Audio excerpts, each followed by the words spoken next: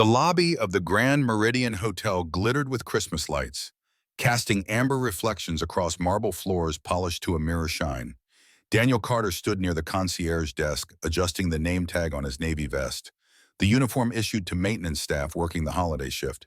His shift supervisor had promised time and a half for anyone willing to cover Christmas week, and Dan needed every extra dollar.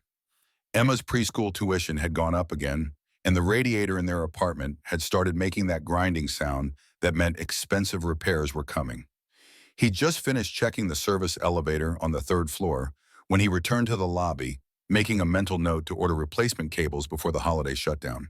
The gala was in full swing now. Chicago's wealthiest gathered in their designer gowns and $1,000 suits. Dan had learned to make himself invisible at these events, moving through the edges of rooms where the staff corridors met the public spaces, fixing what needed fixing without disturbing the guests who paid more for one night here than he made in a month.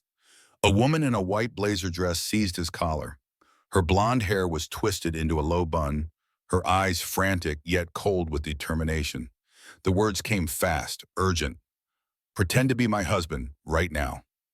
Before Dan could process the request, before he could ask who she was or what kind of trouble she was running from, she pulled him close and kissed him. The lobby fell silent. Conversations stopped mid-sentence. A champagne glass clinked against marble somewhere to his left, the sound sharp in the sudden quiet. Across the room, a man in an expensive suit froze, his face draining of color. Preston Blackwood, though Dan didn't know the name yet, looked like someone had just rearranged his chessboard without permission. The woman's fingers dug into Dan's collar, trembling. Not theatrical trembling for the audience, but the real thing, the kind that came from a nervous system in full revolt. She broke the kiss and grabbed his hand, pulling him toward the service hallway. Dan's mind raced through scenarios. Was she running from an abusive partner? A stalker? Was she about to rob him in some elaborate scheme? His wallet held $43 and a photo of Emma, nothing worth stealing. But he followed because something in her eyes looked like the emergency room, like the moment before everything falls apart, and Dan had been trained to recognize that look. The elevator doors closed behind them with a soft chime. The sudden silence was deafening. Victoria Sterling leaned against the wall, breathing like she'd just run a marathon. Up close, without the lobby lights in the audience, she looked younger, more fragile. The CEO mask was cracking. Dan finally found his voice. "What are you doing?" She pressed her palms against her eyes, words coming in gasps between breaths. "I'm sorry, I just saw him and I panicked." "Saw who?" "My ex-fiancé. He's been following me for weeks. When I saw him tonight, I needed to do something that would throw him off. Something he wouldn't expect." Her hands lowered, eyes red-rimmed. "So you kissed a complete stranger?" "Yes, and I know that's insane, but I was out of options, and you were there, and you've always been kind to me." Dan's forehead creased. "We've never met." 3 weeks ago, the parking garage. You held the elevator door without being asked. You didn't try to make conversation. You didn't stare at me like I was a prize to be won. You just stood there quietly, then nodded and disappeared. The memory surfaced. A blonde woman in a business suit, phone pressed to her ear, rushing toward the closing elevator doors. Dan had caught them, held them open, received a brief, grateful nod. He hadn't thought about it since.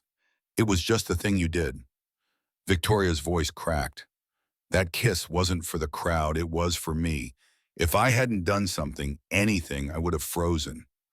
Marcus would have seen me freeze, and he would have known I'm scared of him." She straightened against the wall, trying to pull the CEO back together. "I can't let him win, not tonight."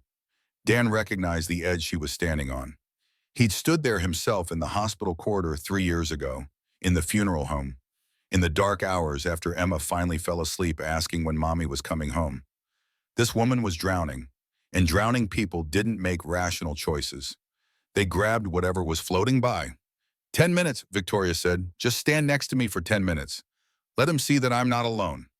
Dan thought about Sophie waiting at Mrs. Chen's apartment, about the overtime pay sitting in his future, about every sensible reason to walk away from whatever mess this woman was dragging behind her. Then he thought about the way she'd looked at him in that elevator 3 weeks ago, like he was a person instead of furniture, like his small kindness had mattered. The words came out before he could stop them. 10 minutes. They stepped back into the lobby like actors taking the stage. Victoria's hand slid into the crook of Dan's elbow, her fingers digging in slightly. The crowd had mostly returned to their conversations, but heads still turned. Whispers rippled through the room like wind through wheat. They crossed toward the ballroom entrance where a small group had gathered around the man who'd been watching from across the lobby. Preston Blackwood was tall, silver creeping into his temples, wearing a suit that probably cost more than Dan's car.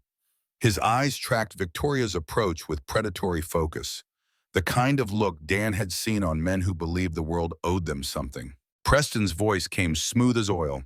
"Victoria, I didn't realize you'd be bringing a guest." Victoria's smile didn't reach her eyes.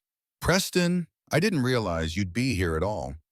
The Grant Group invited me personally." The threat was casual, conversational. "How interesting that you're suddenly so concerned about my business relationships." His gaze slid to Dan, dismissive, the way people looked at service workers they didn't consider quite human. "Though I see your taste in companions hasn't improved." Victoria's grip tightened and something in Dan shifted. He'd spent 3 years making himself small, invisible, forgettable. But this man had just looked at him like he was disposable, and Dan had been looked at that way too many times. By Sarah's parents who'd never thought he was good enough. By the administrators at Emma's first preschool who'd suggested a single father might not be the best environment. By every person who'd ever equated his blue collar with a blue mind. Dan extended his hand with confidence he didn't feel. "Daniel Carter." The next word dropped like a stone into still water. "Victoria's husband." Preston stared. The word hung in the air between them, heavy and impossible. "Husband," he repeated flatly. "That's right. We've been married about a year now." Dan glanced at Victoria, committing to the lie. "Isn't that right, honey?" Victoria's response came without hesitation. "A year and 2 months. We had a small ceremony, very private." Preston's jaw tightened, a muscle jumping beneath the perfectly shaved skin. How convenient that no one knew about this. Dan kept his voice steady, channeling every ounce of calm he'd learned from diffusing Emma's tantrums and dealing with angry hotel guests. "We didn't see the need to make an announcement. Some things are worth keeping between the people who matter." The older couple Preston had been talking with were staring openly now, their expressions shifting to something like approval. A woman in a red dress actually smiled at Victoria, raising her champagne glass in a small salute. It was working. Preston looked like a man whose carefully laid plans had just been set on fire. Victoria guided Dan away with practiced grace. "If you'll excuse us, we should say hello to the Grant Morrison Group representatives." They didn't make it far. Victoria's composure lasted until they reached the service corridor, then shattered like fine crystal. She pushed through a door marked staff only into a small break room where fluorescent lights hummed overhead and the coffee maker burbled in the corner. 3 steps inside, her knees buckled. Dan caught her elbow, guided her to a plastic chair. She sat heavily, breathing in short gasps. He filled a paper cup with water from the cooler, brought it back, then draped his maintenance jacket over her shoulders. The weight of it seemed to ground her, pulling her back from whatever edge she'd been approaching. Her breathing started to slow. Dan had worked as an EMT for 2 years after high school, before Sarah got pregnant and he'd needed steadier income. He recognized the signs of a panic attack. Shallow breathing, trembling hands, that look in the eyes like the floor had just disappeared. He'd learned the grounding techniques. Physical weight helped. Cold water helped. A calm voice helped. When Victoria finally looked up, the CEO was gone. What remained was just a woman who'd been running on empty too long. Her voice came small, almost ashamed. "I'm sorry. You have to see this." "See what? A human being having a human reaction?" Dan sat across from her. "You just walked into a room with a guy who's been stalking you and lied to his face. Most people would need a minute. Most people don't have to lie about being married to a stranger they assaulted in a hotel lobby." Despite everything, there was humor in her voice, dark and self-deprecating. Dan found himself almost smiling. "Calling yourself my husband might be the nicest thing anyone said to me in months. We'll call it even." Victoria laughed, a broken sound that was half sob. Under the fluorescent lights, Dan could see the exhaustion written into her face, the shadows under her eyes, the tension in her jaw. She looked like someone who'd forgotten what it felt like to put down the weight she was carrying. "How long has he been doing this?" Dan asked. "6 months, since I called off the wedding." Victoria stared at the water cup. At first, just phone calls. Then he started showing up places. My office, my coffee shop, the gym at 5 in the morning. He never does anything illegal. Nothing I could get a restraining order for. He just appears. That's called stalking. That's called being strategic. Her voice turned bitter. Preston doesn't make mistakes. Meanwhile, he's been systematically dismantling everything I've built, talking to board members, spreading rumors, positioning himself as the stable alternative to the emotional woman who can't even maintain a relationship. Dan leaned forward. "He's threatened by you." Victoria blinked. "What?" "That's why he's doing this. He can't handle that you're better than him, so he's trying to make you small enough to control." Her expression shifted, something unlocking behind her eyes. "No one's ever put it that way before. Maybe no one's been looking at it right." They sat in silence for a moment. Beyond the door, the gala hummed on, champagne corks popping and laughter echoing off marble. Victoria stood slowly, shoulders straightening, and Dan watched the CEO slide back into place. The transformation was impressive and a little sad, like watching someone put on armor they'd been wearing so long it had fused to their skin. "I need to ask you something," Victoria said, "and you're absolutely allowed to say no." Dan had a feeling he knew where this was going. "How many minutes are we talking about now?" "More than 10. She pulled his jacket tighter around her shoulders. "The Grant Morrison Group partnership is contingent on board approval. My board is split between members who trust me and members who think Preston might be right about my instability." She took a breath, and Dan saw it cost her something to admit this next part. "If I walk out there alone, if they see Preston rattled me, they'll start second-guessing. But if you walk out there with me, married, they'll see a woman who's moved on, who's stable." Victoria's voice dropped, raw with desperation. "I know this is insane. I know I have no right to ask. But I need you, Daniel. Not just for 10 minutes, for the rest of tonight, maybe the next few days until the contracts are signed and Preston can't touch them." Dan thought about Emma waiting at Mrs. Chen's, about his 3 boss and his carefully balanced life, about the fact that he'd built an existence around being invisible, controllable, safe. Getting involved in this woman's war with her ex-fiancé was the opposite of safe. It was chaos waiting to happen. But then he thought about the way Victoria had looked when her knees buckled, about the bruise he'd glimpsed on her wrist when her sleeve had ridden up, a small dark mark that looked suspiciously like fingerprints, about the fact that for 3 years he'd been so busy surviving that he'd forgotten what it felt like to do something that mattered. "I'm a maintenance worker," he said. "I don't know anything about your world. I'm going to mess this up." Victoria handed back his jacket. "You already saved me once tonight. When you called yourself my husband, you didn't hesitate. You just knew what I needed. That's not something I can teach someone. That's just who you are." She straightened, checking her reflection in the dark window. "I won't pressure you. If you say no, I'll walk out there alone. But if you say yes, I'll make sure you're compensated." It was the last part that got him. The assumption that he'd want money, that helping her was a burden to be paid for and forgotten. Like she couldn't imagine someone would help just because she needed it. Dan kept his voice steady. "Keep your money. If I do this, I'm not doing it for a paycheck." "Then why would you do it?" 3 years ago, a nurse named Patricia had held his hand in the hospital and told him he didn't have to face the worst night alone.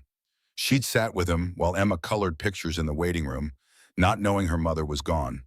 Patricia had brought him coffee and let him cry without judgment, and she'd never asked for anything in return. Dan had never forgotten that kindness. "Because nobody should have to deal with this alone," he said simply. Victoria's eyes went bright with tears. She blinked back. "Okay," she said quietly. "Okay." They made the rounds. Victoria introduced Dan to what felt like 100 people whose names he immediately forgot. He shook hands, smiled, and tried not to think about how his shoes compared to everyone else's. The Grant Morrison Group representatives were easier than expected. Richard and Patricia Morrison asked where they'd met, how long they'd known each other, what Dan did for work. Victoria had coached him quickly in the hallway. Keep it simple. Keep it close to truth. They'd met at the hotel, had known each other 6 months, and he worked in building operations. All technically accurate if you squinted hard enough and didn't ask follow-up questions. Patricia Morrison looked at him for a long moment with knowing eyes. Well, it's lovely to meet you, Daniel. Preston kept his distance most of the night, but Dan could feel him watching. Around 11 o'clock, Preston finally approached again. He'd had more drinks, his smile loose and dangerous. I have to hand it to you, Victoria. This is impressive. Preston's words slurred slightly at the edges. How much are you paying him? Victoria's hand tightened on Dan's arm. Excuse me? Come on, a maintenance worker who just happens to be conveniently available to play husband? Preston laughed, cold and sharp. How much? 10,000? 20? I'll double it if you walk away right now. Dan felt Victoria start to pull away, like she was going to run. Without thinking, he turned and pulled her close, one hand cupping her face the way he'd seen in movies, the way Sarah used to like when she needed reassurance. His voice carried just loud enough for Preston and the nearby guests to hear. I'm not here for money. I'm here because my wife asked me to be, and I choose her over your best offer every single day. Then he kissed her. Not like the desperate lobby kiss that had started this. This one was softer, deliberate, a choice instead of a panic. When he pulled back, Victoria was staring at him with wide eyes. Preston looked slapped. Several people nearby had gone quiet, watching. Dan kept his gaze on Victoria. Ready to go home? She nodded, mute. They left Preston standing there like a statue of defeat. In the elevator, Victoria finally spoke. You didn't have to do that. Yeah, Dan said, I did. The next morning, Dan's phone started ringing at 6:30. He'd just dropped Emma at preschool when the calls began, unknown numbers with local area codes flooding his screen. He ignored the first three, but when his manager at the hotel texted, he pulled over in the Grand Meridian parking lot. The message was short. You need to see this. A link followed. Dan's thumb hovered over it for a moment before he clicked through. The article loaded slowly on his crappy phone, images appearing in chunks. The headline made his stomach drop. Mystery Man steals hearts at Sterling Capitol Gala. Below was a photo of him and Victoria in the lobby, right after that first kiss. His hand on her waist, her fingers clutching his collar, both of them looking like the world had just stopped spinning. The article was mostly speculation about Victoria's secret marriage, questioning where this mysterious husband had come from and why no one had known about him. But the comments section was uglier. People questioning whether he was real, whether he was paid, whether Victoria was so desperate she'd hired an actor. Someone had already dug up information about his 3 jobs, posting it with sneering commentary about gold diggers and opportunists. Another commenter had found the building he lived in, pointing out that it was subsidized housing for low-income families. Dan's phone rang again. Victoria this time. Have you seen the news? Just reading it now. Victoria's voice came tight with stress. I'm so sorry. My PR team is drafting a statement, but I wanted to warn you before Preston goes after you. Before what? Before he tries to discredit both of us. He's already making calls telling people you're an opportunist, that I'm paying you. Dan sat in his car, watching morning traffic stream past on Michigan Avenue. He thought about his quiet life, his 3 bums, Emma's routine, the careful invisibility he'd built over the past 3 years. All of it potentially crashing down because he'd agreed to help a stranger. The smart thing would be to walk away. Tell Victoria it was a mistake. Wish her luck. Go back to being nobody. But the memory of that bruise on her wrist kept nagging at him, and the way she'd looked when her knees had buckled, and the fact that Preston Blackwood was exactly the kind of man who needed to lose. What do you need me to do? The silence lasted so long he thought the call had dropped. Then Victoria said, voice rough with emotion, What? You're fighting this guy for your company. I already said I was in. So what do you need? Daniel, you don't understand. Preston is going to dig into your life, your work history, your family. He's going to try to find anything he can use. Dan surprised himself with how calm he sounded. So let him dig. I've got nothing to hide. I work 3 jobs. I'm raising my daughter alone. And I live in a two-bedroom apartment. If that's not good enough for Preston Blackwood, then Preston Blackwood can go to hell." Victoria laughed, shaky with relief. His phone buzzed with more calls. 6 missed calls now, 3 voicemails. "I'm getting a lot of attention," Dan said. "Don't answer them. I'm sending security and a lawyer just in case." Victoria paused, and when she spoke again, her voice was softer. "And Daniel? Thank you. Again." The security guy arrived within an hour. Davis was former police, early 40s with a no-nonsense demeanor that immediately put Dan at ease. The lawyer showed up that afternoon. Jennifer Torres was sharp-eyed and sharper dressed, carrying a leather portfolio that probably cost more than Dan's monthly rent. Jennifer asked 1,000 questions about his background while Davis stood watch by the window. Criminal record? None. Credit history? Decent, aside from those late rent payments 2 years ago when Sarah's medical bills had piled up.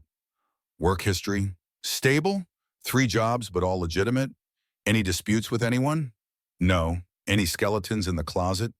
Just grief and guilt, but those weren't illegal. They built the story carefully. Met 2 months ago when Victoria had an issue with her building's HVAC system, and Dan had been called in as a consultant. Started talking, then dating, then fell in love fast. Small courthouse wedding 3 weeks ago, kept private after the disaster with Preston. Simple, believable, utterly fake. But the more they rehearsed it, the more real it felt in Dan's mouth. They discovered actual common ground. Both early risers, both liked coffee black, both had complicated relationships with parents. Victoria's father had built sterling capital from nothing and never forgiven her for being better at running it. Dan's father had left when he was 12, and his mother had spent his childhood reminding him he was the reason. "We're both people who learned young that love comes with conditions," Victoria said that evening after Emma had gone to bed at Mrs. Chen's. Dan looked at her across the small table in his apartment where Jennifer had insisted they practice their story one more time. "What are your conditions?" She considered the question seriously. "Competence, control, never needing help." "Those aren't conditions," Dan said. "Those are defense mechanisms." Victoria smiled sadly. "What are yours?" "That I'll eventually let everyone down." He said it simply, a fact accepted years ago. "My wife died because I was late, 10 minutes late picking her up. So she drove herself and the accident happened. If I'd been on time," Victoria interrupted. "Accidents are accidents because they're not anyone's fault. Tell that to the part of my brain that runs through the scenario every night." They sat in silence. Outside, Chicago traffic hummed past, indifferent to their small tragedies. By Thursday, Dan was exhausted. Emma had been asking questions he didn't know how to answer.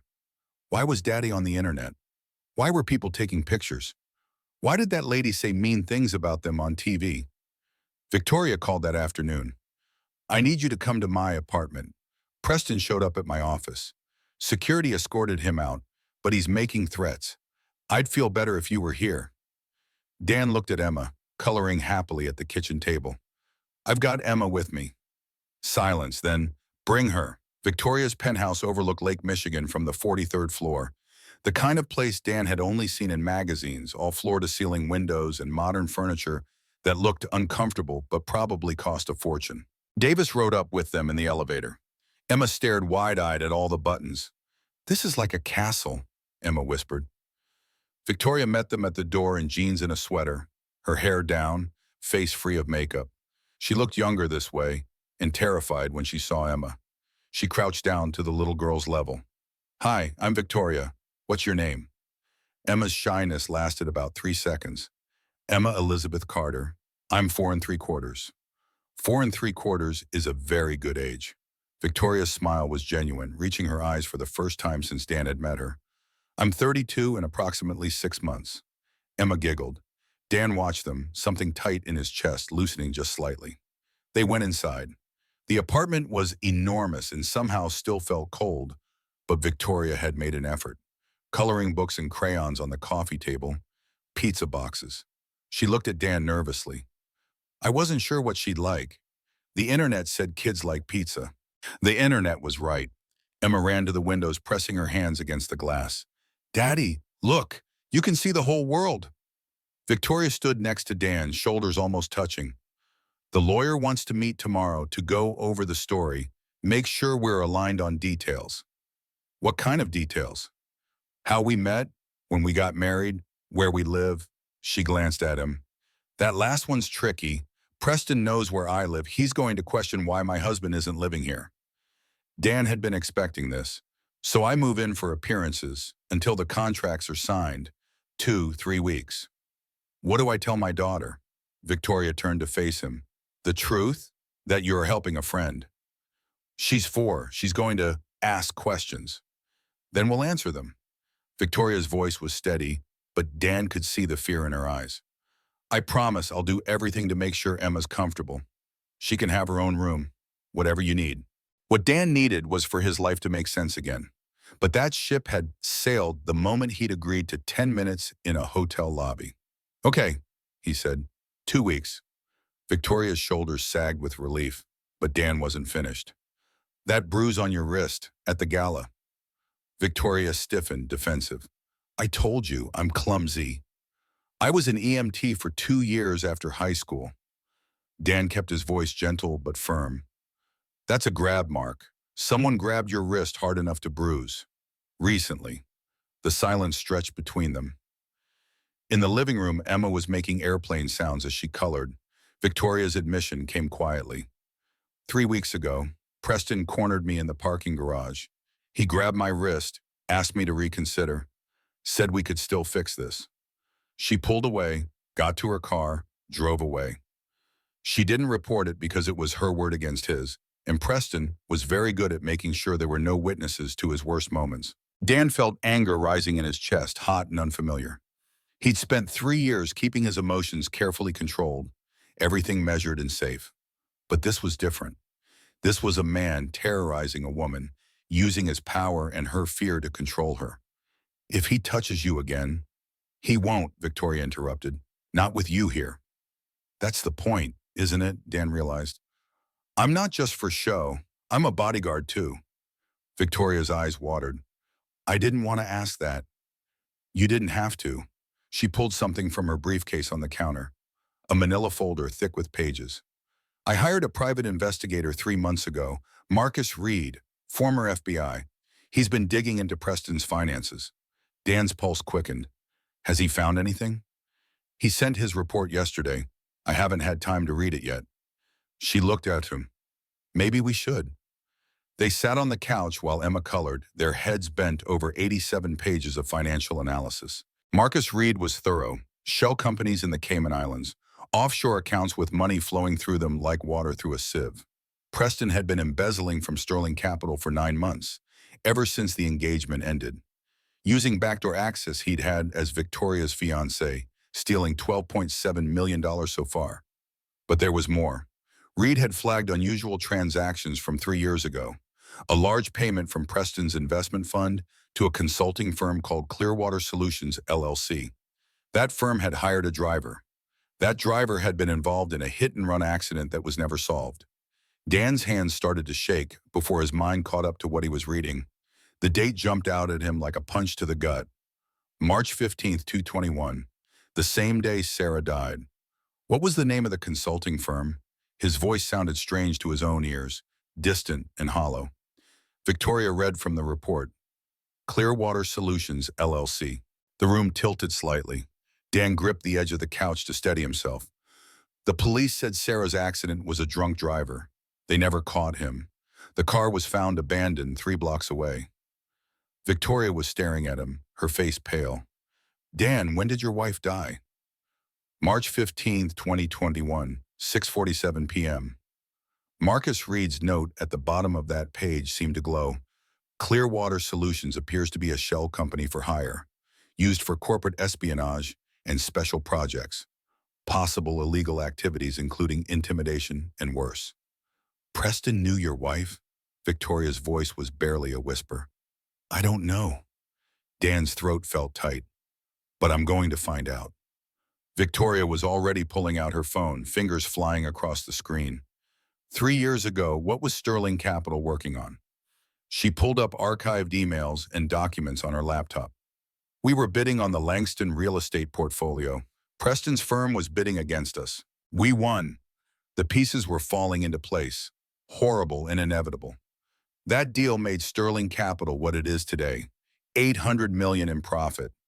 Sarah had worked as a paralegal at Brennan and Associates. Brennan and Associates had been Sterling Capital's legal counsel for the Langston deal. Sarah would have had access to the building, maybe even to some confidential documents if she'd been working late. Victoria found the connection in her old records. Your wife's firm handled our legal work for Langston. Dan felt like he was watching this happen to someone else. She didn't even work on corporate deals. She did family law. She helped people with custody battles and divorces. Preston wouldn't have known that, Victoria said. He would have just seen someone with access, someone who could be intimidated or...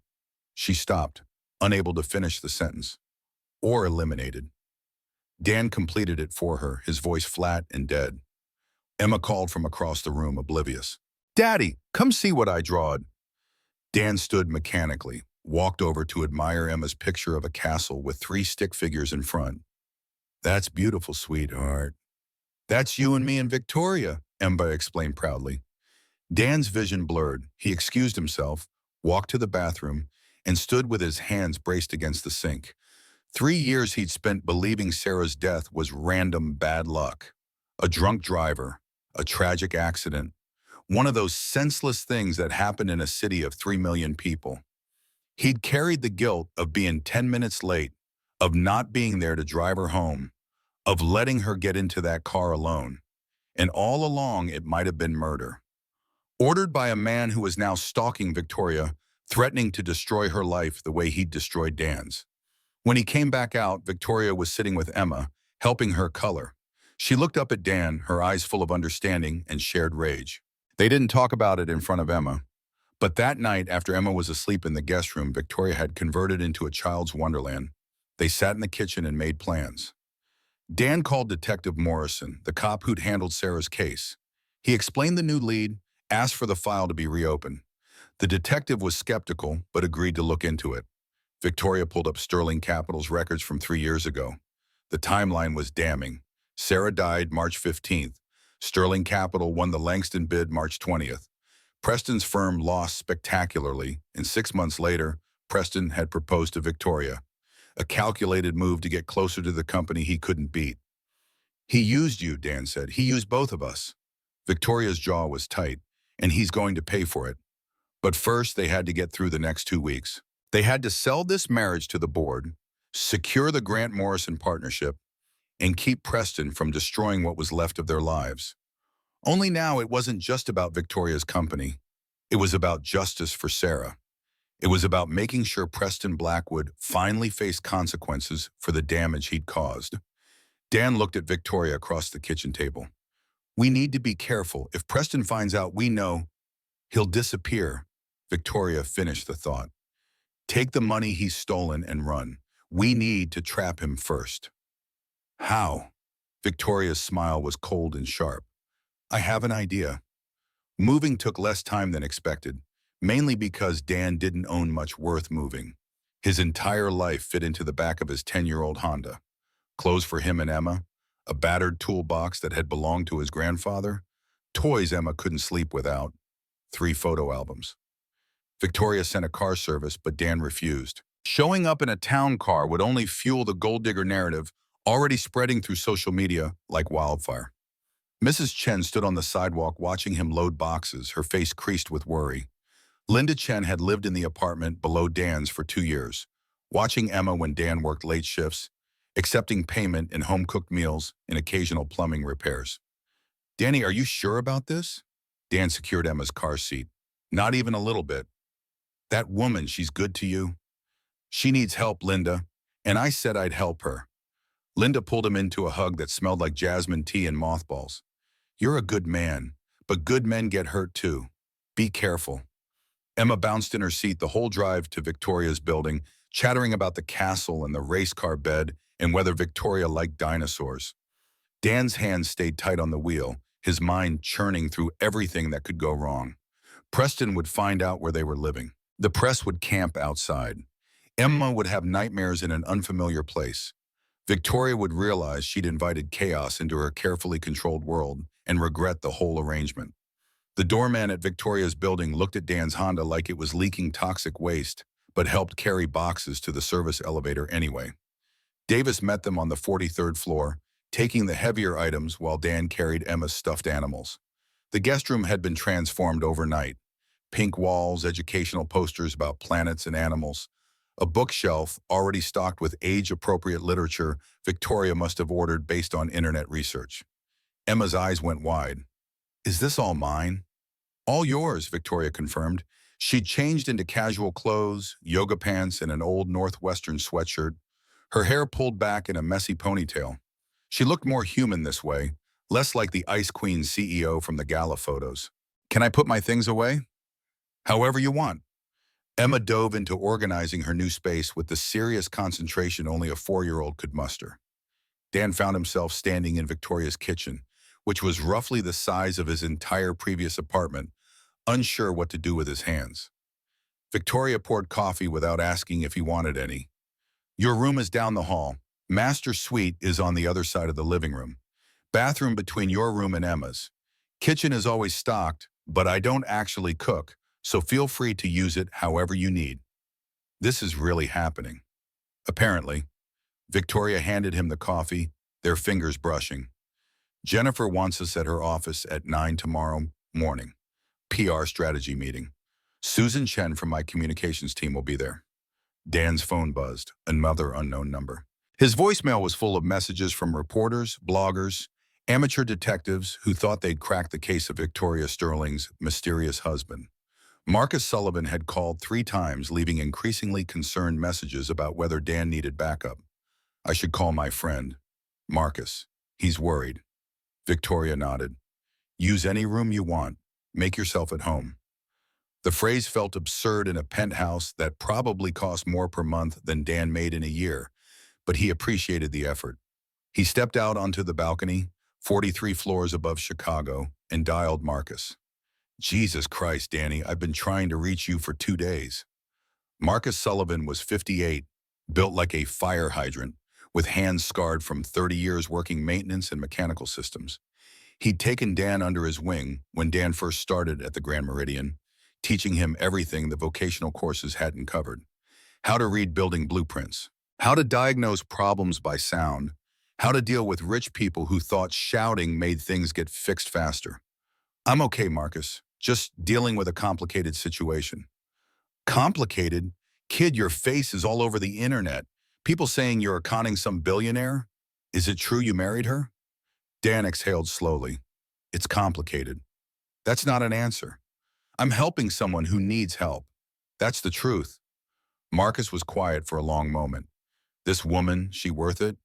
Dan thought about Victoria collapsing in that break room, about the bruise on her wrist, about the way she'd crouched down to Emma's level without hesitation.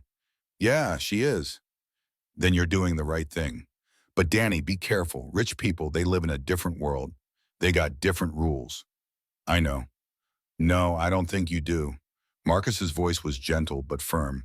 "But if you need anything, anything at all, me and the guys are here. Tommy from electrical, Rodriguez from plumbing. We got your back." Dan felt something warm spread through his chest. He'd spent 3 years in survival mode, keeping everyone at arm's length, convinced he had to handle everything alone. But Marcus was offering support without conditions, the kind of brotherhood that didn't require explanations or justifications. "Thanks, Marcus. That means a lot. Also, you still owe me $50 from poker night." Dan laughed, surprising himself. "I'll get it to you." Sunday night, they ordered Chinese food and ate it on the floor of the living room because Emma insisted it was more fun that way. Victoria attempted to use chopsticks and failed spectacularly, sending a piece of Kung Pao chicken flying across the room. Emma giggled so hard she got hiccups. Dan found himself smiling, really smiling, for the first time in recent memory. But when Emma was asleep, the weight of their situation crashed back down. Victoria pulled out her laptop, showing Dan the social media trends. Someone had found his employment records, posting screenshots of his W-2 forms with his income circled in red. 28,000 from the Grand Meridian, 15,000 from the delivery service, another 8,000 from catering gigs, $51,000 total to support himself and a child in Chicago. The comments were vicious. Speculation about how much Victoria was paying him. Jokes about maintenance workers hitting the jackpot. Worse, someone had found Emma's preschool and posted the address, suggesting concerned citizens should check on the child's welfare. Dan's jaw clenched. They're talking about taking Emma. They won't. Victoria's voice was steel. Jennifer's already drafting a cease and desist for anyone who publishes Emma's personal information. We've got lawyers who specialize in this. Preston's behind it. Preston or someone working for him. He's trying to make you back out. Dan looked at the screen, at his daughter's school address posted for the world to see. He doesn't know me very well. Monday morning brought the first real test. Victoria insisted on coming with Dan to drop Emma at preschool. Photographers were already waiting when they arrived, cameras clicking as Emma climbed out of Victoria's Mercedes. Dan had wanted to take his Honda, but Victoria's security team had vetoed that plan. Too easy to follow, too vulnerable to tampering. Emma's hand tightened on Dan's. Why are those people taking pictures? Because Victoria is important, sweetie, like how princesses are in stories. Is she a princess? Victoria crouched down, ignoring the cameras. Not exactly, but I run a company that helps people with their money. That sounds boring, Victoria laughed, genuine and surprised. It really is sometimes. At the classroom door, Emma froze. Ms. Rodriguez smiled welcomingly, but Emma's grip on Dan's hand became a vice. This was new. Emma loved school, usually racing ahead to the art station or building blocks. Honey, what's wrong? Emma's whisper was almost inaudible. What if you don't come back? The words hit Dan like a physical blow. He knelt down, bringing himself to her eye level. I will always come back. Always. Mommy didn't. Dan's throat closed up. They'd worked through this in therapy, or so he'd thought. Emma seemed to have processed Sarah's death as well as any 4-year-old could. But change brought fear rushing back, every new variable a potential disaster. That was different. Mommy got hurt in an accident, but I'm very, very careful. And I promise I will pick you up this afternoon at 3:30, like always. Emma's eyes filled with tears. Promise? I promise on everything I love. It took 10 more minutes of reassurance before Emma would let go of his hand. Ms. Rodriguez caught Dan's eye, her expression concerned. They'd need to schedule a meeting with the school counselor. Emma was struggling more than she was showing. Victoria didn't speak until they were back in the car. I'm making this worse for her. No, Preston is making this worse, and we're going to fix it. At Sterling Capital headquarters, Victoria's board meeting was already in session. The building was glass and steel, modern architecture designed to intimidate. Dan waited in an anteroom while Victoria faced her board of directors, but Jennifer had briefed him. The board was split. 6 members solidly in Victoria's corner, 4 neutral, 2 openly hostile. Howard Chen, one of the hostile members, had been making noise about Victoria's judgment since the engagement ended. Victoria emerged an hour later, her professional mask firmly in place but tension visible in her shoulders. Howard wants a special meeting to discuss my personal life. My father shut him down, but it's coming. Your father's on your side? My father is complicated. Victoria's smile was thin. He built this company from nothing. He expected me to take over, train me for it.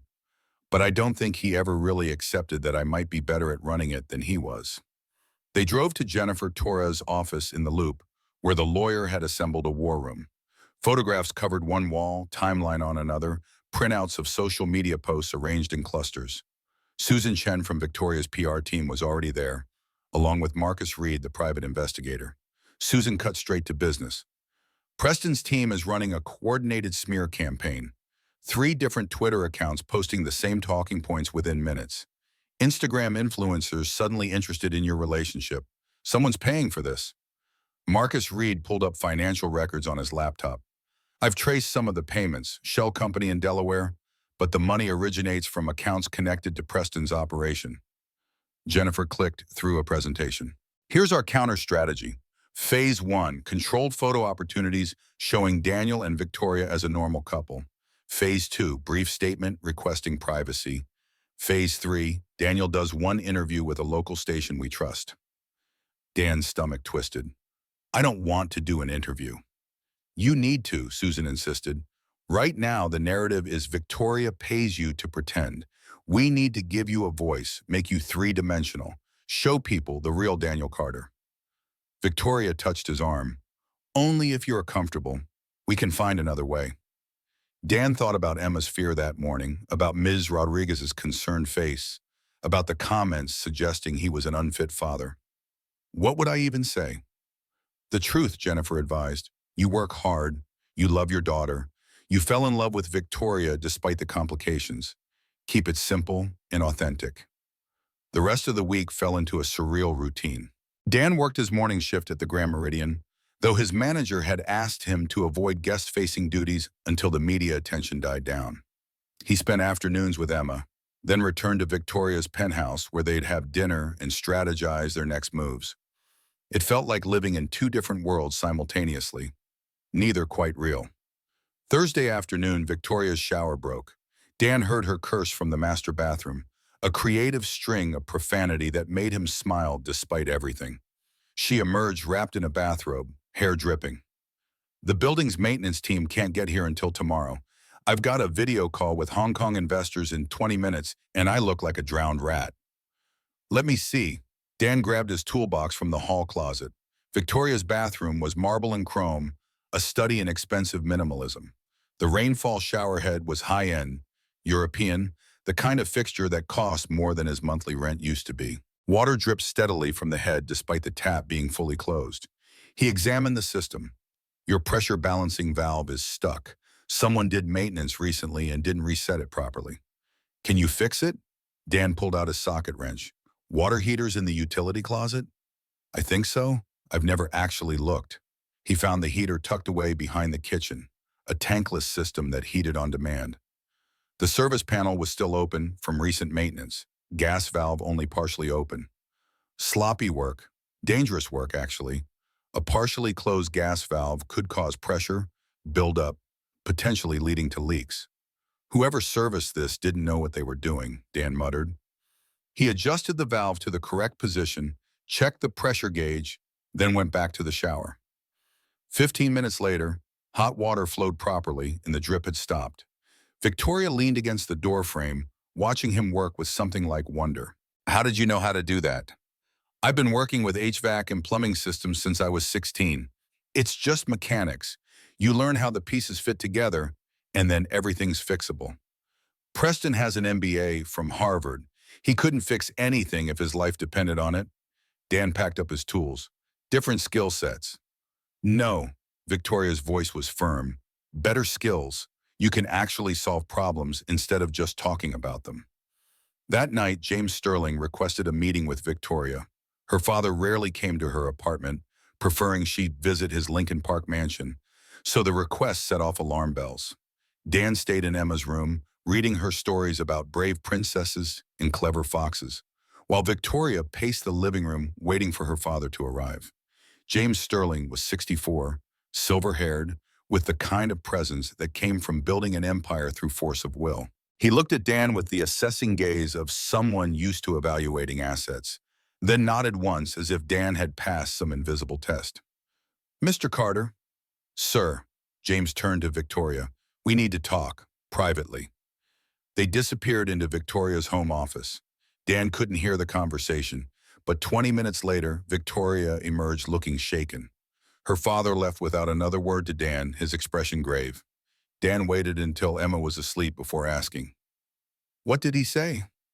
Victoria poured herself a glass of wine with hands that weren't quite steady. He knew about Preston stealing from the company. He found out 6 months ago and hired his own investigator. Why didn't he tell you? Pride. He gave Preston access to our systems when we were engaged. He approved it. This whole thing, Preston being able to embezzle millions, it happened because my father trusted him. Victoria's laugh was bitter. He didn't want me to know he'd made such a terrible mistake.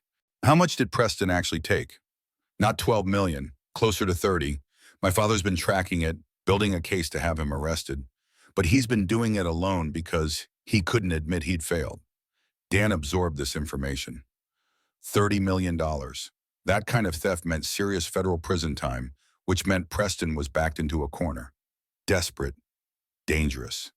Your father said something else, Victoria continued. He said desperate men do dangerous things. And he's right. Preston's not just trying to discredit me anymore. He's fighting for his freedom. The implications settled over them like a cold fog.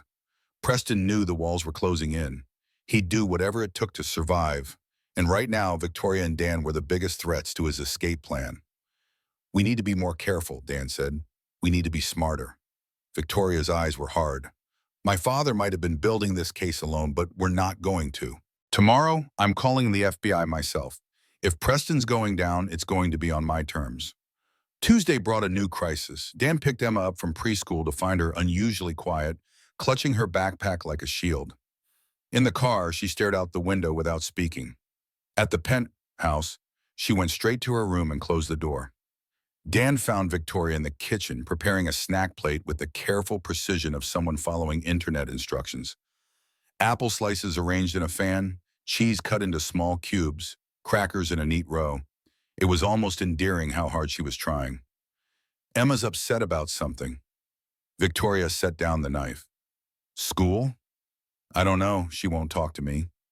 At dinner, Emma refused to eat.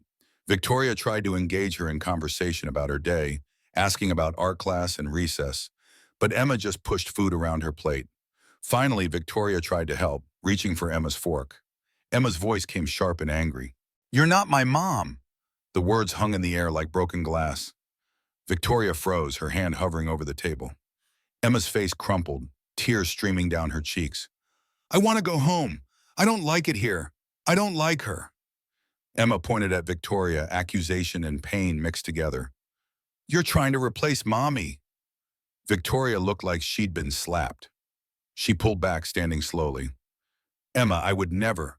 But Emma was already running to her room, slamming the door hard enough to rattle the frame. Dan started to follow, but Victoria caught his arm. Let me. She doesn't want to talk to you right now. I know. Victoria's voice was thick with emotion, but she needs to understand something. Dan watched Victoria walk to Emma's room, knock softly, get the expected rejection. But instead of leaving, Victoria sat down outside the closed door, back against the wall, and started talking. Emma, I want to tell you something. When I was little, my mommy died too. The crying inside the room quieted slightly. I was 6 years old. It was very scary and very sad. A long pause, then the door cracked open. Emma's tear-stained face appeared in the gap. Victoria continued, her voice steady despite the tears on her own cheeks. I'm not trying to replace your mommy. Nobody could ever do that. She was special, and she loved you too so much. Then why are you here? Because your daddy needed help with something important. And because I thought maybe we could be friends. Emma emerged fully from her room, small and vulnerable. Friends don't make daddy sad.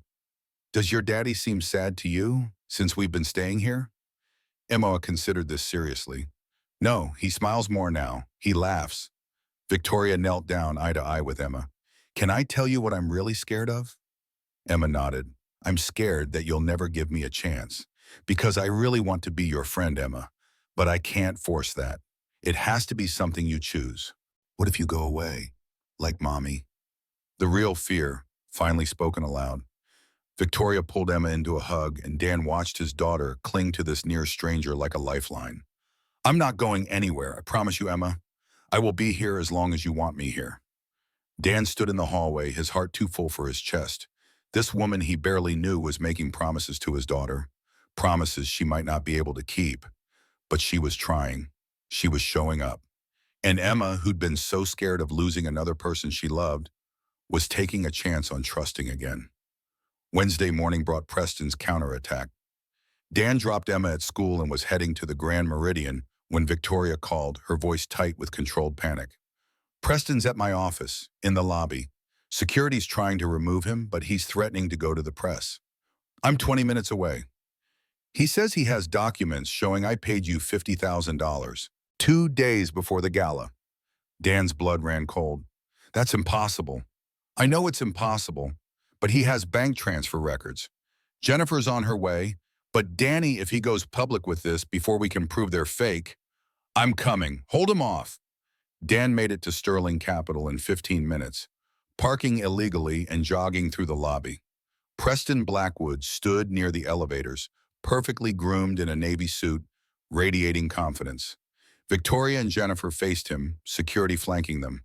Preston's smile was a knife edge. I'm simply requesting verification from the bank. If the transfers are legitimate, Victoria can explain them. If they're not, we'll know someone's been committing fraud. Jennifer's voice was ice. These documents are fabricated. Then the bank will confirm that, unless there's a reason you don't want them verified. Preston pulled out his phone, showing the screen to the gathering crowd. Bank transfer records, official-looking letterhead, every detail perfect except for one problem. The transfer had never happened. Dan had never received $50,000 from anyone, let alone from Victoria. How convenient, Preston continued, that Victoria Sterling finds a husband right when she needs one most. How convenient that he's broke and desperate. How convenient that no one knew about their relationship until it became useful. Dan saw Victoria's control slipping, saw her starting to lose this battle. He stepped forward. You know what's actually convenient, Preston?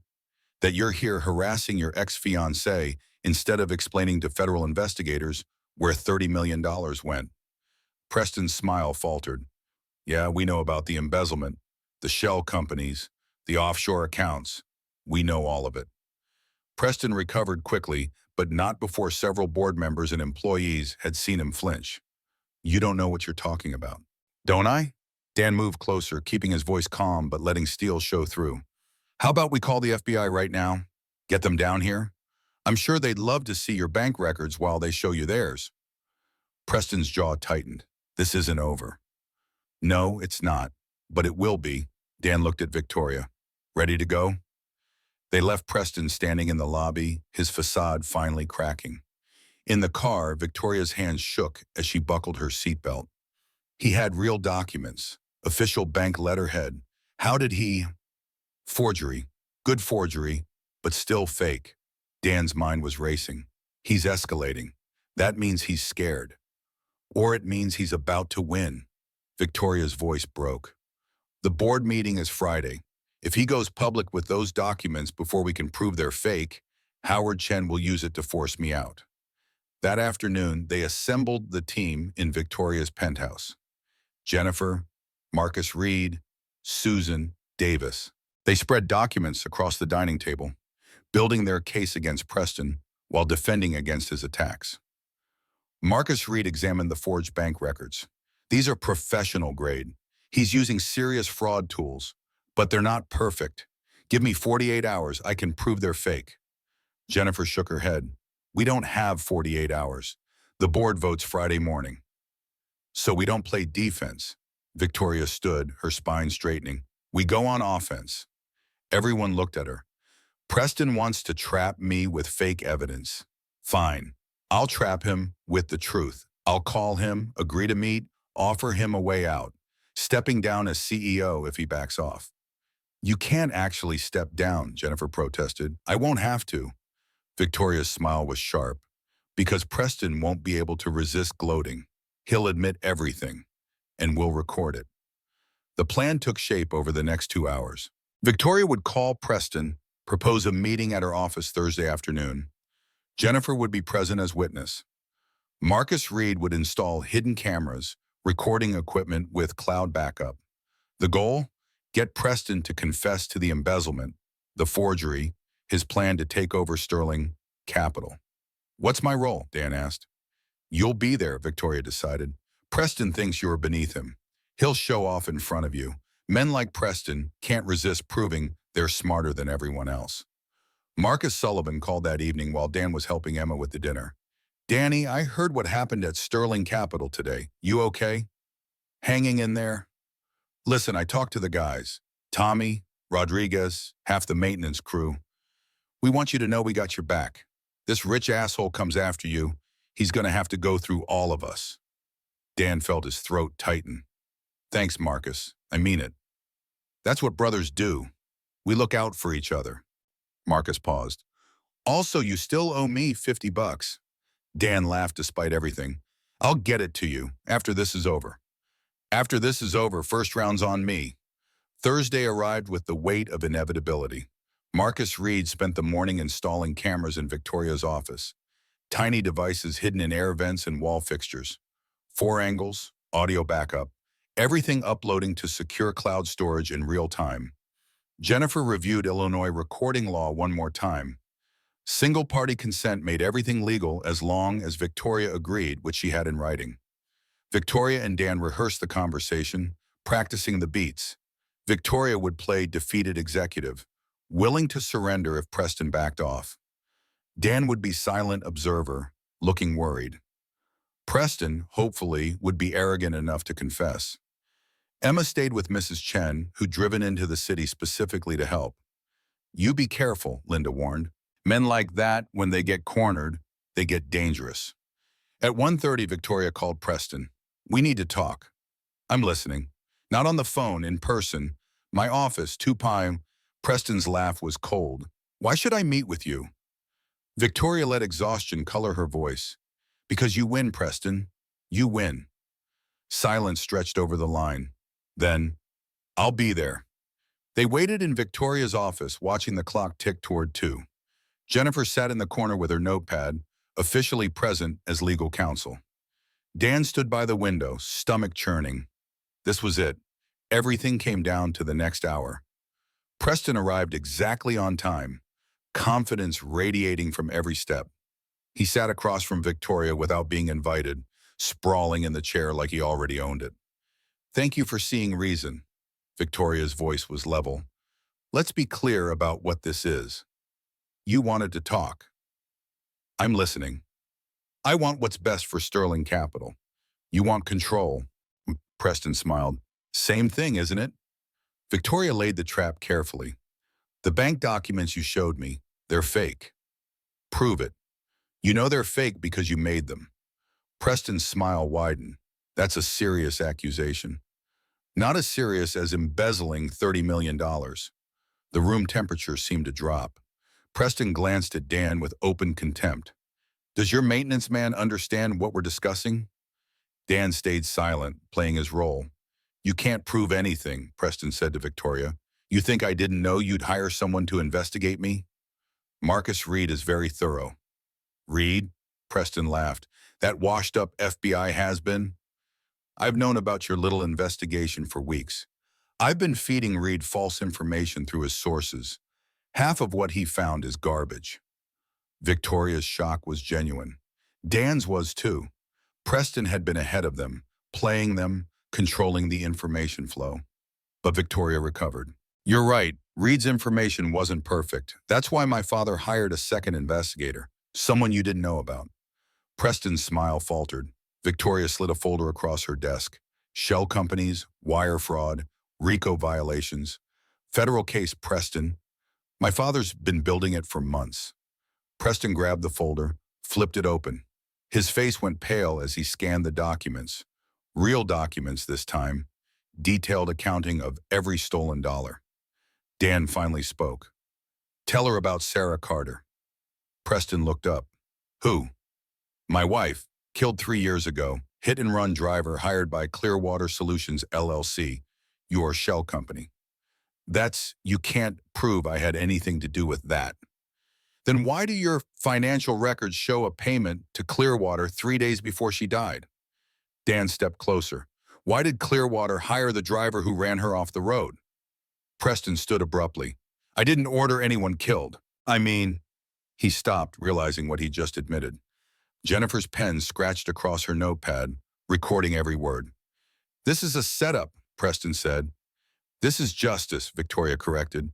"And in Illinois, single-party consent makes this recording completely legal." Preston saw the blinking light on Victoria's desk phone, the subtle indicators of the hidden cameras. His face went from pale to red with rage.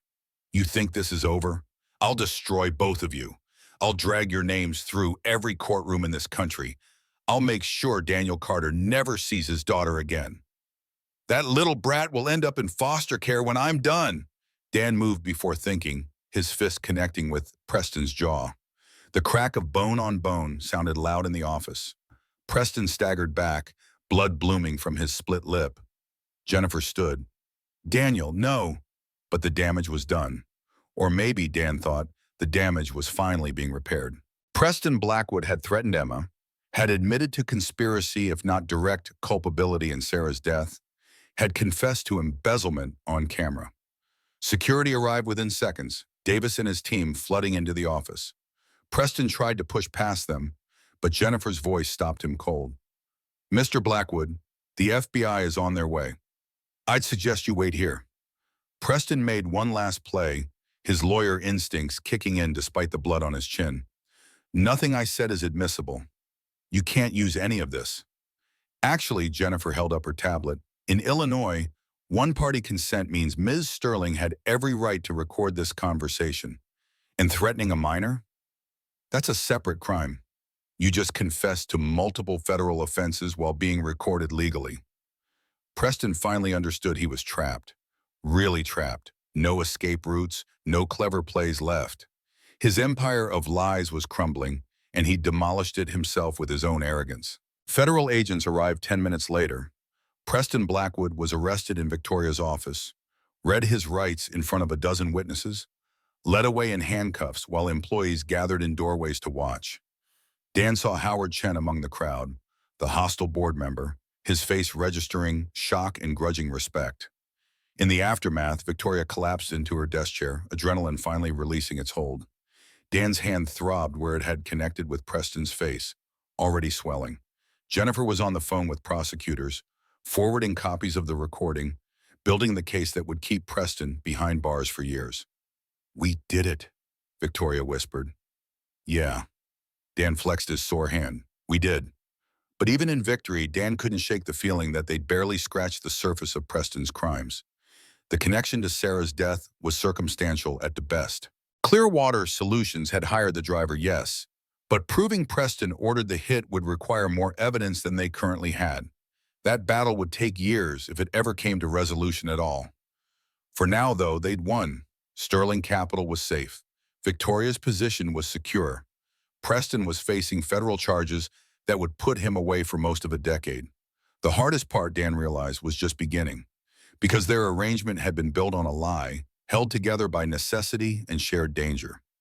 Now that the danger was gone, what held them together? What happened when the fake marriage stopped being useful? Victoria looked at him across her desk, the same question in her eyes.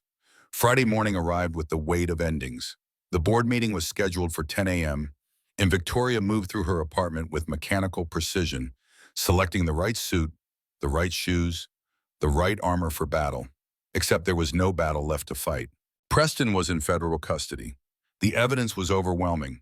The Grant Morrison partnership was secure. Dan watched her rehearse answers to questions no one would ask, her mind unable to accept that the war was over.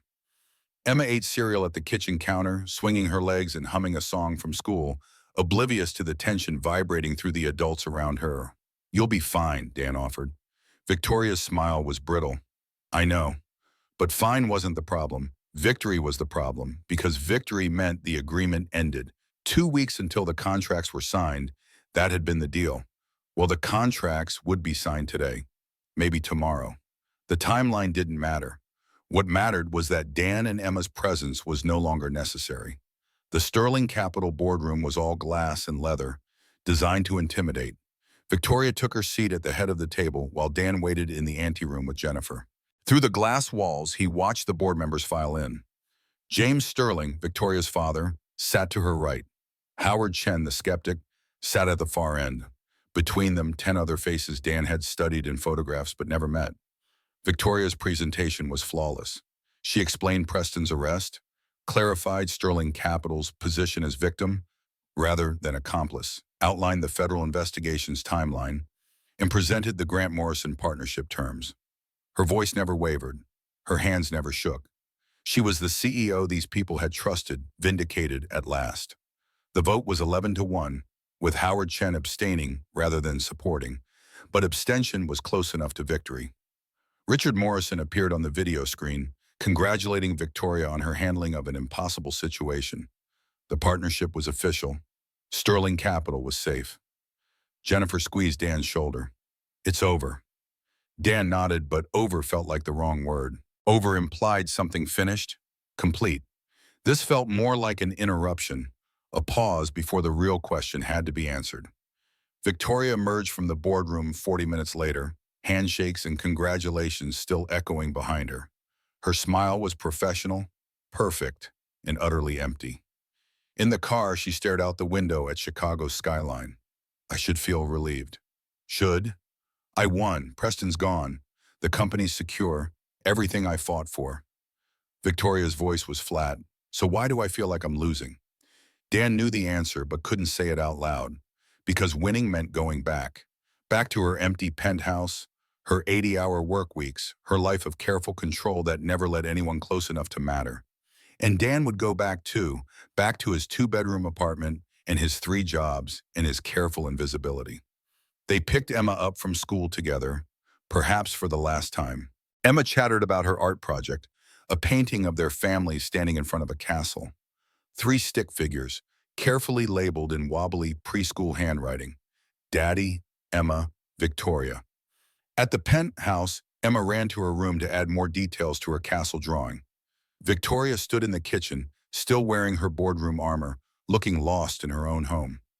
I should start packing, Dan ventured. Victoria's response came too quickly. You don't have to leave tonight. The agreement was until the deal closed. Right, the agreement. Victoria pulled off her wedding ring, the fake one they'd bought at a jewelry store for the appearance of legitimacy. She held it out. Thank you for your service. Dan didn't take the ring. Victoria, please don't make this harder. Her voice cracked. You helped me. I'm grateful. Now we both go back to our real lives. What if I don't want to? The words surprised them both. Victoria stared at him, the ring still balanced on her palm. Dan pushed forward. What if I don't want to go back? What if the last 3 weeks, the fake marriage and shared apartment and playing house, what if that felt more real than anything in my life has felt in 3 years? You're confused. You've been through trauma. We both have. Victoria was retreating into logic, building walls. Sometimes people bond during crisis. It doesn't mean, don't. Dan caught her hand, the one holding the ring. Don't rationalize this. Don't make it smaller than it is. Victoria's eyes filled with tears. You don't want this. You don't want me. I'm complicated and damaged, and my life is never going to be normal. Dan thought about Sarah, about the hospital, about 3 years of carrying guilt that was never really his to carry. I watched my wife die in a hospital room while our daughter colored pictures in the waiting room. Normal left my life a long time ago. He took the ring from Victoria's palm and slipped it back onto her finger. I'm not looking for normal. I'm looking for real. And you're the most real thing I've found. Victoria threw her arms around him, and Dan caught her, held her while she cried against his shoulder. Emma appeared in the doorway, concerned. Why is Victoria sad? Dan pulled back enough to see Emma's worried face. She's not sad, sweetheart. Sometimes people cry when they're happy, too. Are you happy, Victoria? Victoria wiped her eyes, laughing through tears. Yeah, little one, I think I am. Emma considered this seriously. Does that mean we don't have to go home? The question hung there, innocent and devastating. Home. Where was home now? The apartment Dan had shared with Sarah, haunted by memory? The penthouse that had felt empty until a 4-year-old filled it with laughter? Victoria knelt down to Emma's eye level. Would you want to stay? Even though we don't have to pretend anymore? I like it here, and I like you. Emma's logic was simple, pure. Can we stay? Dan looked at Victoria, saw her hope and fear warring in her expression. We can't build something real on a foundation of lies. We need to do this right. What's right? We date, like normal people. Dan was making this up as he went. I moved back to my apartment. You stay here. We have dinners and go to parks and figure out if this is real or if it's just crisis making us feel things that won't last. Victoria stood slowly. How long? As long as it takes. Emma frowned. But I like my room here. I know, baby, but sometimes you have to go slower to make sure you get where you're going. Saturday morning, Dan packed his and Emma's belongings back into his Honda. Victoria helped, her movements stiff with suppressed emotion. The penthouse already felt too empty with half of Emma's toys loaded into boxes. They'd been here less than 3 weeks, but somehow the space had reshaped itself around their presence. Mrs. Chen was waiting at Dan's apartment building, arms crossed, expression skeptical. "So, how'd it go?" "It's complicated, Linda. Life's complicated. You love her?" Dan paused with a box of Emma's stuffed animals. "I think so. Maybe. I don't know." Linda shook her head. "You know, you're just scared." That evening, after Emma was asleep in her old room, Dan's apartment felt wrong. Too small, too quiet, too much like going backward. His phone buzzed with a text from Victoria. "I missed the noise already." He typed back, "Give it time." "How much time?" "As much as we need." 2 weeks passed in strange limbo. Dan returned to his full schedule at the Grand Meridian, where Marcus Sullivan greeted him with a bone-crushing hug and $50 in cash. "Poker debt," Marcus explained, "plus interest for making me wait." The maintenance crew treated Dan like a returning hero, asking questions about Preston's arrest, about Victoria, about what it was like living in a penthouse. Tommy from electrical wanted to know if the shower fixtures were as fancy as they looked in magazines. Rodriguez from plumbing offered unsolicited advice about relationships with rich women, all of it useless, but well-meaning. Dan worked and came home to Emma and tried to pretend his life made sense, but everything felt off-kilter. Emma asked about Victoria constantly. When would they see her? Could they video call?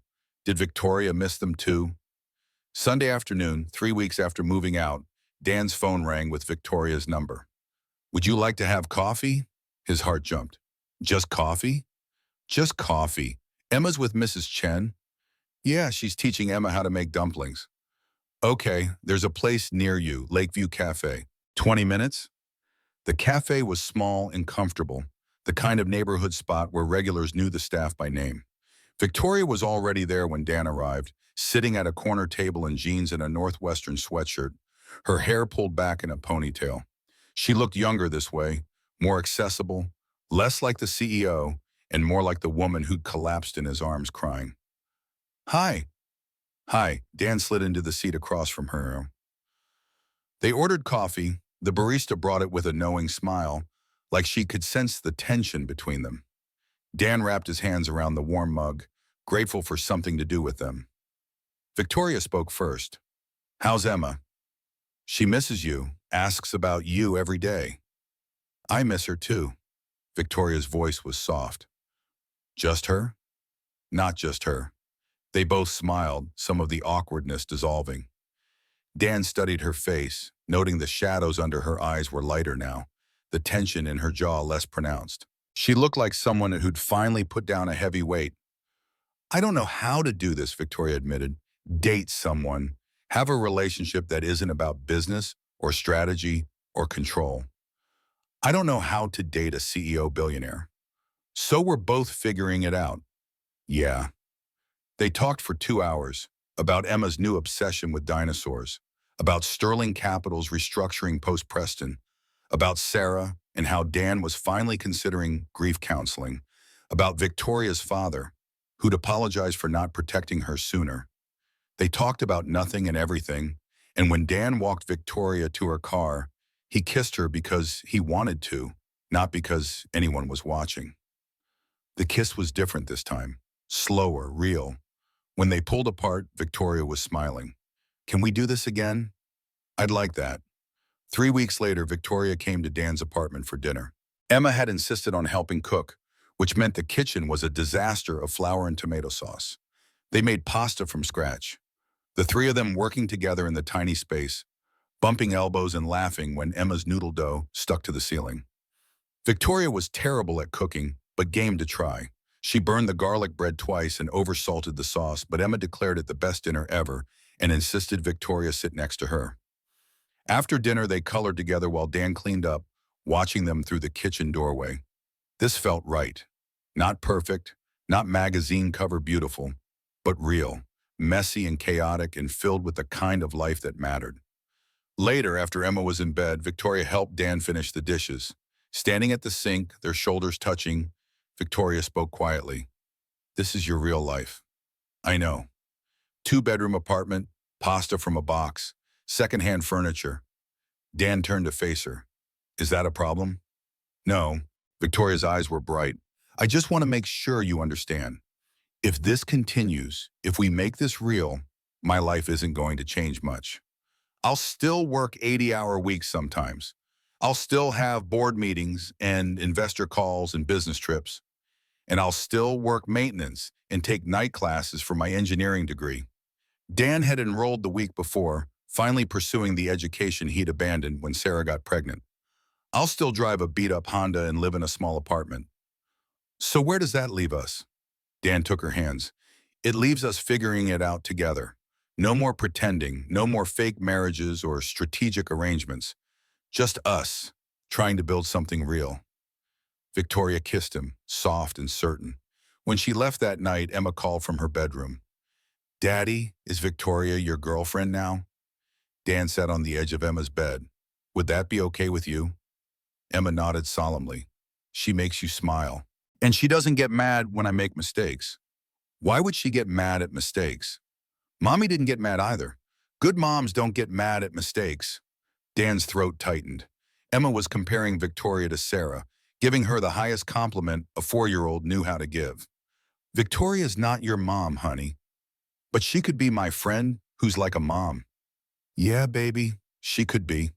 2 months into their real relationship, James Sterling requested lunch with Dan. The invitation came through Victoria, who looked equal parts amused and concerned. He wants to get to know the man dating his daughter. His words, not mine. The restaurant was predictably expensive, the kind of place where the menu didn't list prices. Dan wore his interview suit, the one he'd bought for job applications he'd never submitted, and tried not to feel completely out of place.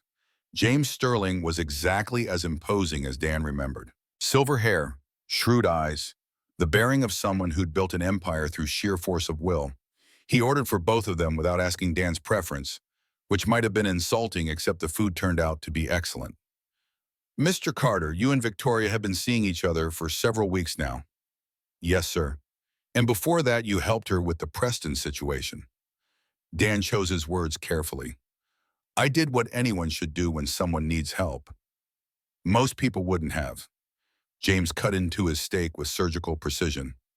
Most people would have walked away from that mess. Too complicated, too dangerous. But you stayed. Yes, sir. James studied him for a long moment. We do. Dan thought about that first night, Victoria seizing his collar in the Grand Meridian lobby. Because she looked at me like I was a person. Not furniture, not invisible. Just a person who could help. And because nobody should have to face their worst fears alone. You lost your wife 3 years ago. It wasn't a question. James had clearly done his homework. Car accident, March 15, 2021. And you believe Preston Blackwood was involved. His shell company hired the driver who killed her. Whether he personally ordered it, Dan shrugged. The FBI's still investigating. Either way, Sarah's gone. Nothing brings her back. James set down his fork. You could sue. Preston's assets will be liquidated. You'd have a strong civil case, especially if the criminal case finds conspiracy. I could. Dan met the older man's gaze. But money won't bring Sarah back. And I've got Emma to think about. She needs stability, not years of litigation and courtroom drama. Most men would take the money. I'm not most men, and I don't want Victoria thinking I'm with her because of what she can give me. James smiled, the first genuine expression Dan had seen from him. You really care about my daughter. I do. She told me about Emma, about how the girl calls looking for Victoria when she has nightmares now.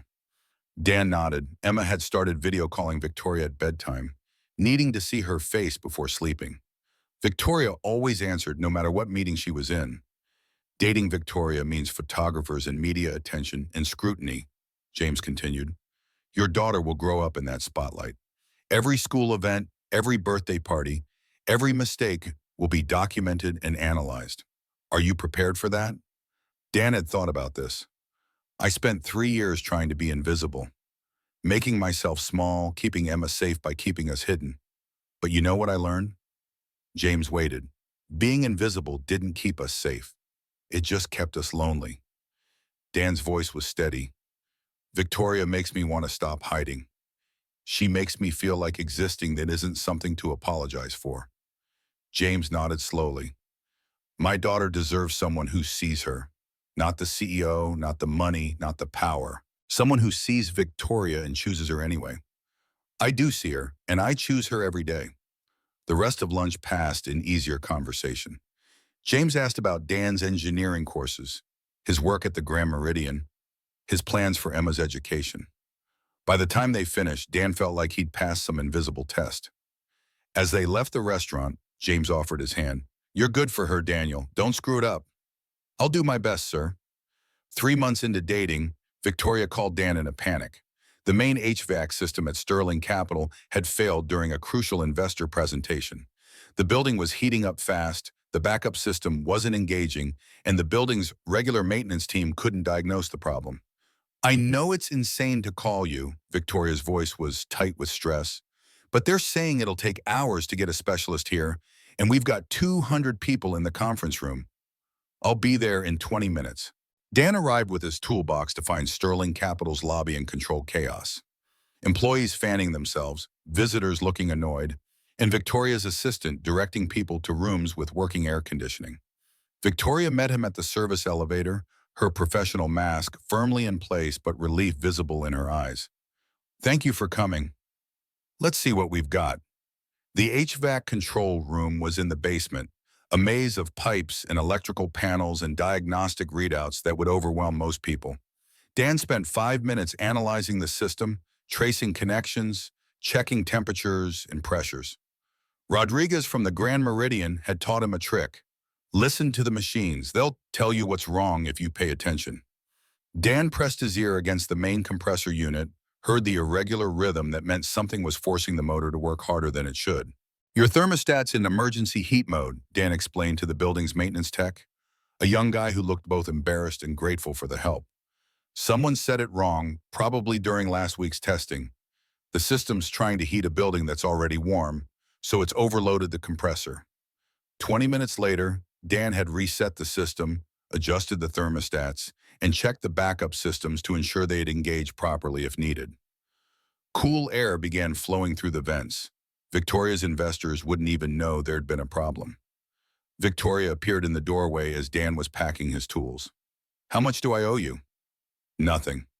"Dan, I helped because you needed help. Not everything's a transaction." Victoria stepped into the small mechanical room, letting the door close behind them. "You just saved a $50 million deal. The least I can do is—" Dan kissed her, stopping the words. When he pulled back, Victoria was smiling. "That's not appropriate payment for skilled labor," she managed. "Consider it a boyfriend perk."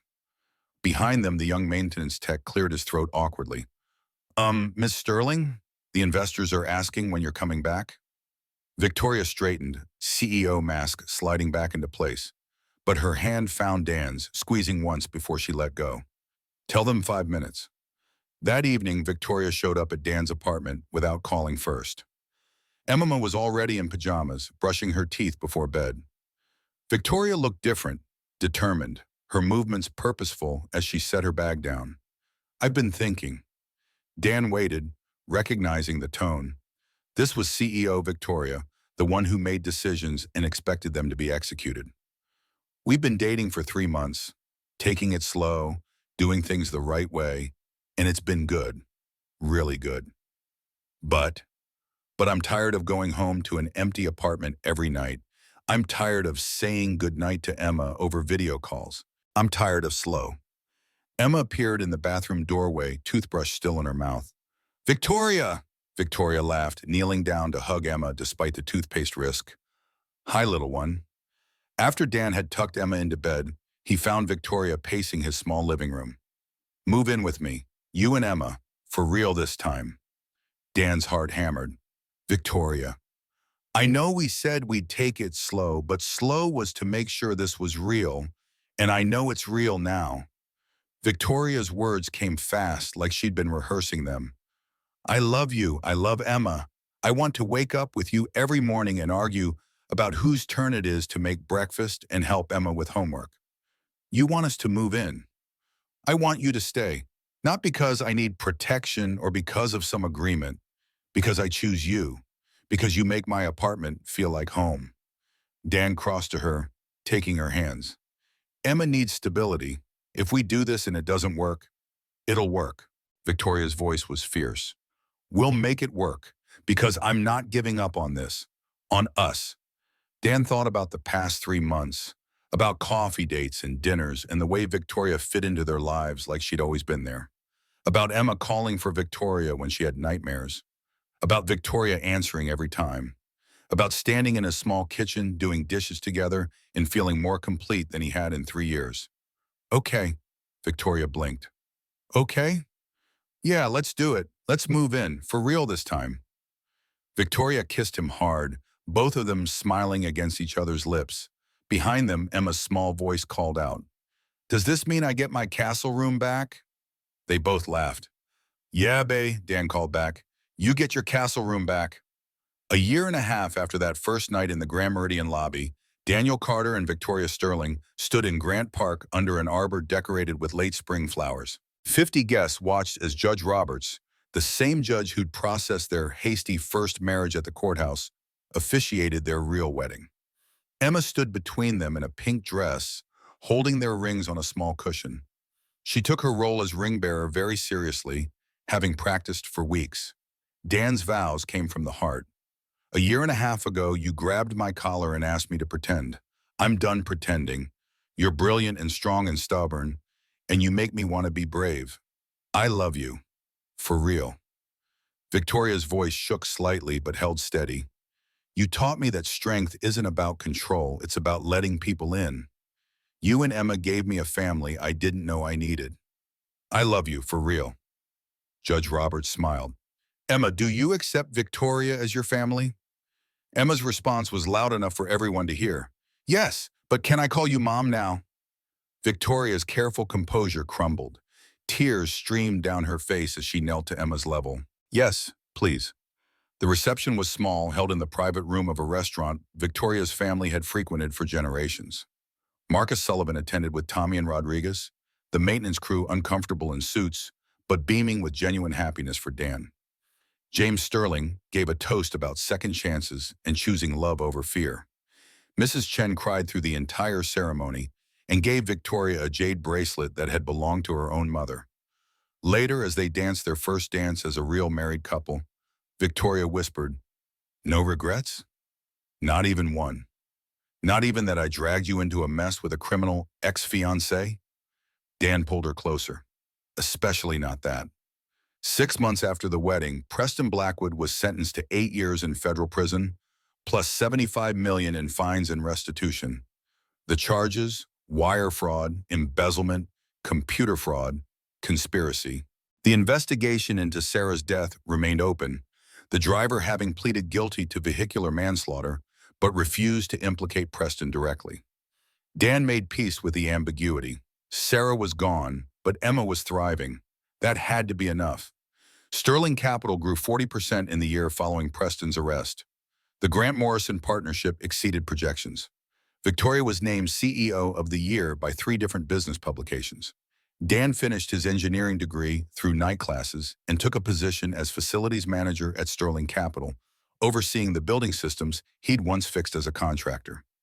Emma started first grade at a private school near the penthouse, making friends easily and excelling in art class.